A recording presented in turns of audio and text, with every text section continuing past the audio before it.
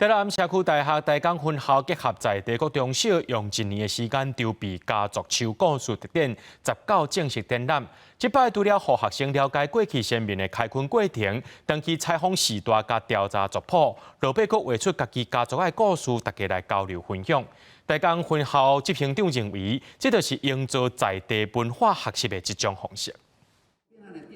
囡仔特别用多样化的方式展现家族的点点滴滴，不论是顶一代的爱情故事，也是家族奋斗的生命经验，是囡仔经过采访检抄户口抄本画落来的成果。大港社大头摆结合在地各中小，用本土教育课程来做家族秋的作品办特展。过程虽然高纲，不过完成了后，囡仔讲因了解祖先打拼的艰苦，兼体会吃果子、拜树头的意涵。 当知影以前我唔知影的时代人的生活以及因的辛苦，更了解源头，嘛更爱这个家庭。大港建整200年，迄是骨力地人吼，小半盘伫这个所土地来奋斗吼，其实足多元的，互咱在地这个3地人，包括着教育、文化合作，共同来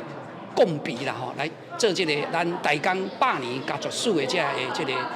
公民数学的运动。安南区古地名合作大港123年，因为一场大风雨，地处专门去改道内海变成湿地海波，就要有真侪地头的先民来遮开垦。这摆特展嘛邀请在地记录来分享，甚至提8档历史家族留落来自传甲记文，互大家看。在地时代讲，虽然写族谱有登去，不过因毋望未来通继续记录因家己的根。阮6帮头，阮这有6帮头嘛，所收集的就是讲，这帮头有生几个囝，这帮头有生几个囝。因的轨迹，因的走的路线吼，咱会了解咱的过程吼，咱就会当知影讲，因较早是安怎，咱即摆是安怎，莫去做唔对，还是讲做啥有一个整体，有一个借鉴吼。大港8年家族秋故事展展到3月7日，店社大大港分校执行长表示，地方历史过去较无人注重，因希望透过这个活动，通带动众人通甲家己故乡历史文化找倒转来，嘛听惜先民所传承落来一切。记者咧上台南采访报道。